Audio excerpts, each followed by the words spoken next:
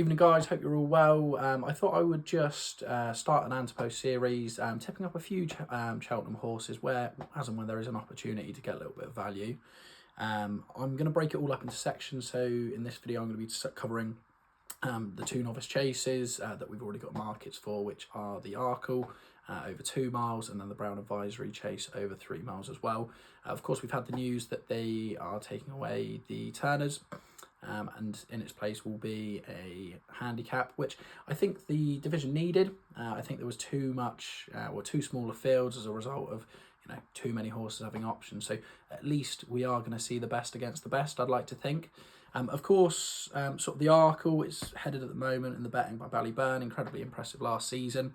General 7-4 shot though. I think it's very, very short backing him, this far out. Again, a lot of talk about Firefox. Going for this race. Of course, he did have the beating of Ballyburn, but then was well beaten a number of times. Where he was third last year in the Supreme. Following on from that, the form was Frank's with the second horse, Mystical Power, then going and beating him at both Aintree and Punchestown. Firefox at the moment, he's 6, 7s, 8 to 1 shot. I think it's probably skinny enough this far out. Of course, none of these have actually gone and jumped a fence just yet. There is one horse that I think I'm going to give a bit of a chance to at a price. I mean, it's going to be easy enough close to the time, getting those top two in the betting at, not too dissimilar prices to what they are now, I would have said. The one horse I think is worth getting in the book early at a big price, he's 33 to 1 at the moment, it's Jericho de Repenay for Nicky Henderson in the JP McManus Silks. He ran quite credibly in the Supreme, actually.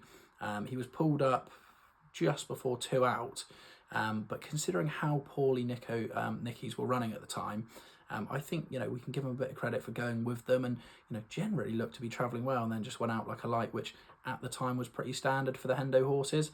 I do think in time this horse wants further. He strikes me as a horse that realistically will be wanting 3 miles later down the line. I certainly can't see him going for the Browns though this year. He would have been the ideal 2.5 miler for this season.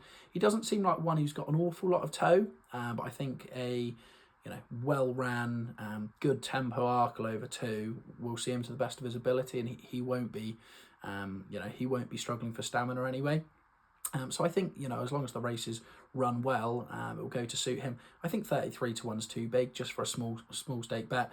I'd like to get him in the book as long as he, continues to be just as impressive as the start of his novice hurdling season was. I certainly think he'll be going to Cheltenham, and probably at a much shorter price than currently offered. Going over to the Brown Advisory again, I mean, funnily enough, Ballyburn heads the betting here, just shows what a versatile horse he can be. There might be a little bit of Willie Mullins bingo. What race will he go for?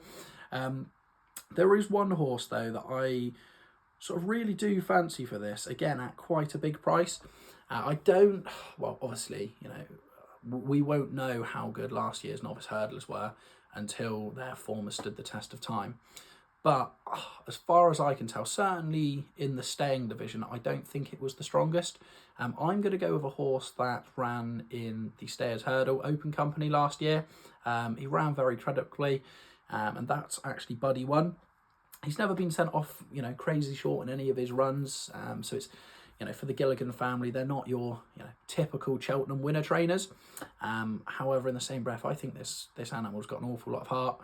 He's a really gritty animal. He's ultra consistent in what he does, and he does like to stay. And I think this race suits him to a T.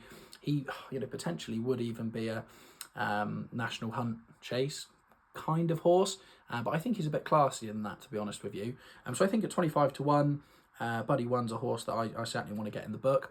And again, towards the top of the market, it's going to be easy enough to back those a lot closer to the time. I'd rather just take the prices on these, and they may well shorten, time will tell. So like I say, do sort of follow on. I'll try and get one of these videos up, a handful a week potentially, just so I've covered all the races.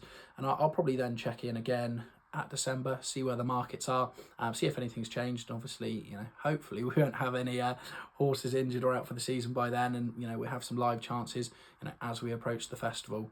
But thank you very much for watching. Like I say, I will follow this up with some other races covered in the build up and excitement for Cheltenham 2025.